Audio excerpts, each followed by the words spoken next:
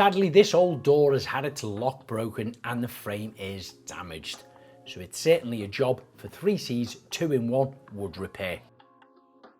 Start by preparing the surface, scraping away any loose and damaged wood.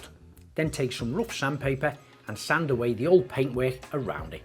This will help the filler key to the surfaces. The single cartridge design allows you to disperse an equal ratio of parts 1 and 2.